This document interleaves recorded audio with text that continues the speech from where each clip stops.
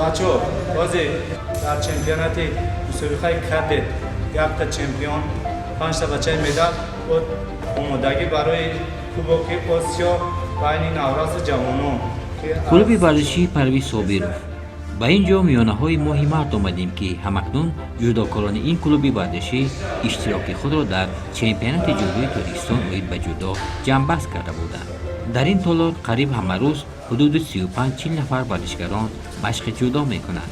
با ورزشکاران مربی فاروق صابرزاده تمرین می نماید.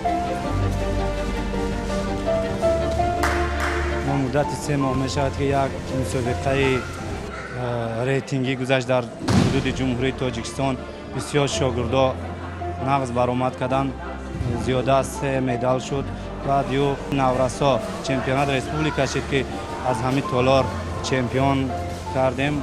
ما شاهد آن هستیم که در چمپیونات ریسپوبلیکا 12 مارت در تالار ورزشی قصد تنس برگزار گردید.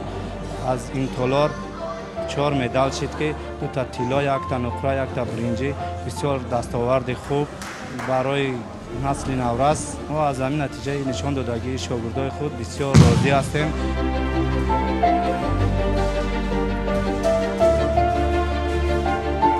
حیدر سید کبیرزاده چند است که در این تالار مشق می کند. عادتا وی در وزن 81 کیلو گوشتین می گیرد. حیدر در چمپیونات جمهوری تاجیکستان اوید به جودو که ماه مارت همین سال برگزار گردیده بود خوب هنرنمایی کرده مقام سوم را صاحب گردید. در وزن 81 کیلو ورزشکارای خوب بسیار هستند. رحمت الله فرهاد و عمر رسولوف و محمد عبدالجلیلوف مقصد ورزشکارا بسیار هستند در وزن 81 کیلو. برای اینها رو غلبه کردن مهنت و کوشش خود رو زیاد کرده نتیجه به دست میاره.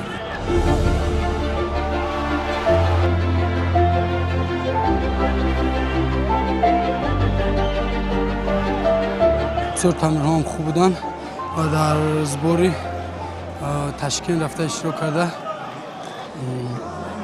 و چمپیونات تیاری دیده بعد آمدیم. همون چه خیلی باختیم برای جای سوم رقیب پرقدرت خود عمر رسولوف رو شکست دادم. من از مخلصان خود خیلی میندارم که من رو دستگیری کردن. اولا دستگیری مخلصا بود که من با عمر رسولوف دست بالا شدم.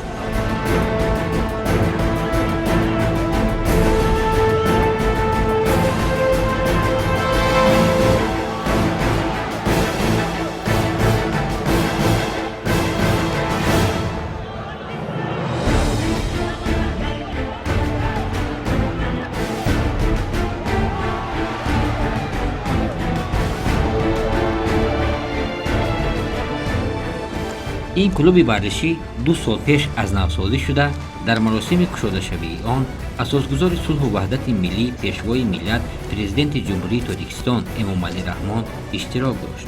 در اینجا با جز تالار ورزشی برای جودوکاران جوانان از نمودهای دیگری ورزش نیز تمرین میکنند، اما تالار گشتین جودو کمی پیشتر از این فعالیت را آغاز کرده است.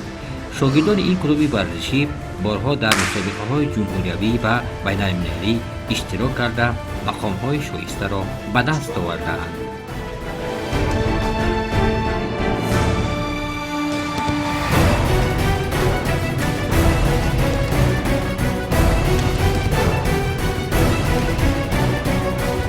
شرایط برای تمرین در این تالار برای ما خیلی خوب است. ما در شرایط بهترین در اینجا مشق تمرین میکنیم. در وزن 66 کیلوگرم برای به دسته منتخب در آمدن ما رو باعث می‌باید ما رو لازم است که مشق تمرین های خود را زیاد نماییم و در مسابقه های بیرون از دولت در مسابقه های بین المللی تاجیکستان را معرفی نماییم.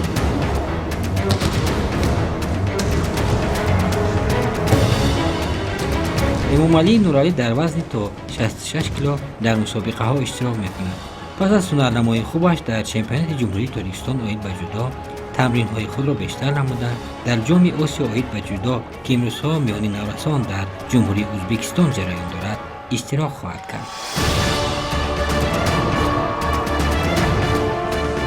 برآمد ما در مسابقه جمهوری جودو بین کلانسالان نقض بود. ما сазовори медали тиллои ин мусобиқа гаштем. омодагиҳо пеш аз мусобиқа хело нағз буд. дар таҳти фармони Фаррух Собиров машқварҷӣ менамоям. ин мусобиқа барои ман он қадар душвор набуд. буд ҳарифое ки пурқудрату пурқувват буданд. ман кӯшиш кардам, тавонистам ки дар набард бо онҳо ғолиб шавам. дар оянда орзуи мо ин аст ки ба бозиҳои олимпӣ ва гранд-сламҳо рафта иштирок карда. баъд аз ин мусобиқа мо бо мураббиямон нақша кашидем ки дар мусобиқаи ҷоми Осиё ки дар Ӯзбекистон мегузарад иштирок карда ғолиб шавад.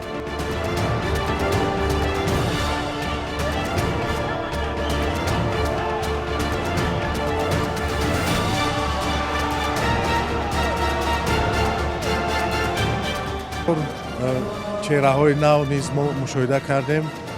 мо дар оянда бо инҳо кор мекунем ва дар ҳаракат мекунем ки аз мусобиқаҳои байналмилалӣ медалҳоро ба даст биёрем. вазни 60 килоани дидем ки қувватов бисёр қуввозмои хуб нишон дод. 66 бошад, чеҳраи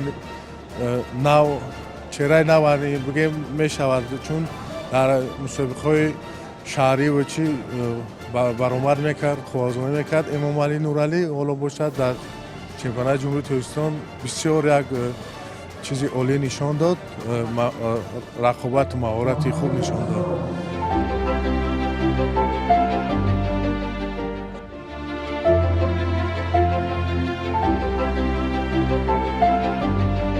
аз шогирдои худ қаноатманд ҳастем ки дар вазни 66 Эмомалӣ Нуралӣ сазовори медали тилло шуд ва дар вазни 73 кило Каримзод Наврӯз сазовори медали нуқра шид.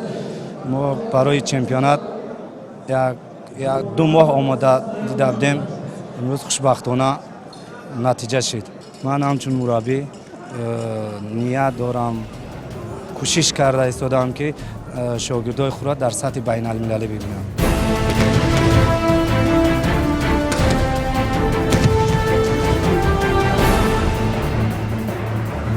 наврӯз Каримзода аз хурдии машқи гӯштин мекунад.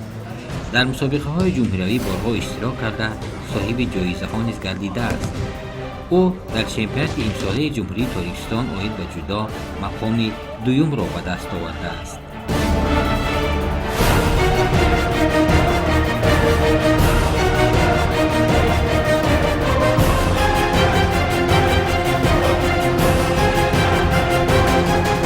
дар мусобиқаи ҷумҳуриявӣ оид ба гӯштини тарзи ҷудо дар соли 2022 сазовори ҷои дуюм шудам ва барои ин мусобиқот хело заҳматҳои зиёд кашидам, хело меҳнатҳои зиёд кашидам. дар клуби варзиши Парвиз Собиров дар таҳти мураббӣ Фаррух Собиров хело тамринҳои зиёд кардам ва боз тайёрии худро як моҳ дар ҷумҳурии Ӯзбекистон гузарондам, машқҳои дастаҷамона.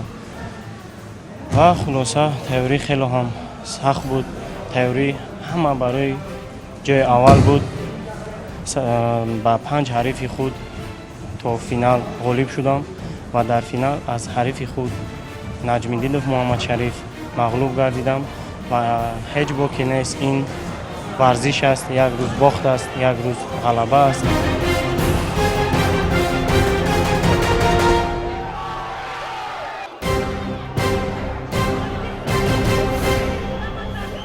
боз дар давоми сол машқ тамринҳои худро зиёд мекунем, на дар дохили ҷумҳурӣ ва мехоҳам берун аз ҷумҳурӣ ба давлати худ медал ва парчами давлати худро баланд бардорем.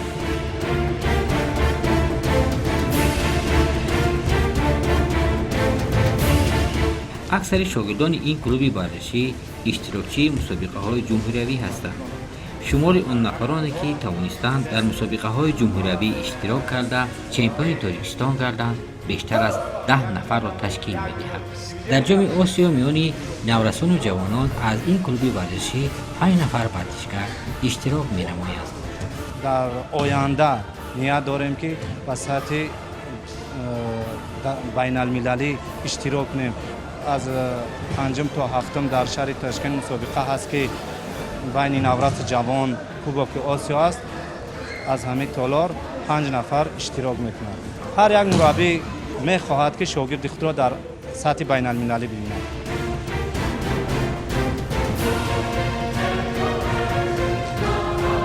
در یک گوشه تالار ورزشکار دیگری تاجیک منصور رحمان تمرین می‌نمود.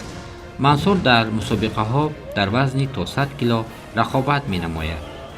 وی از ایام نورسی به گشتین جودو میل دارد و این نمود ورزش را خیلی دوست می‌دارد. همین است که در چمپیونات امساله گشتین جودو مقام اول را صاحب گردید. شناخی هم پرتافتی خیلی خوب انجام دادن میتواند. او از پشت گریبان رقیب گرفته است و از گریبان نادرست است.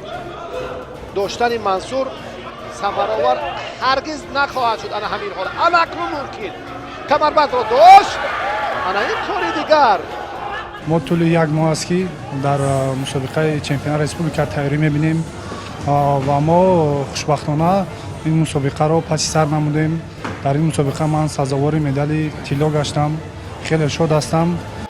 جدی‌تر گوشتی باید گیرند. منصور درست حرکتی پهلوان کبودپوش اینجا در صورت خوب انجام می‌یابد که دست راستی رفیقش را اگر مشخصاً داشته تواند.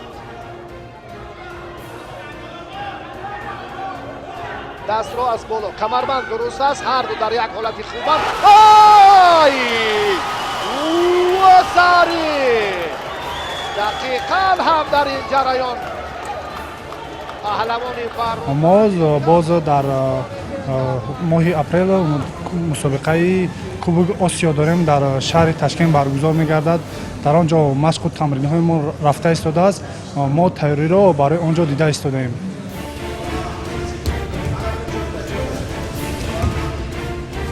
همینطور ورزشکاران هر بگاه به این تالار آمده با مربی خود تمرین می‌کنند و مسابقه های در پیش ایستاده آمادگی می‌گیرند. در پیش حالا ورزشکاران را مسابقه های زیادی جمهوری و بین المللی انتظار است. جودوکاران این کلوب ورزشی خوب آمادگی دیده می‌خواهند که به طور شایسته ورزش کشور را در مسابقه های بین المللی معرفی نمایند. امیدواریم که از همین تالار را به همون خاطر پرویز صابرов شد که از همینجا اشتراکچی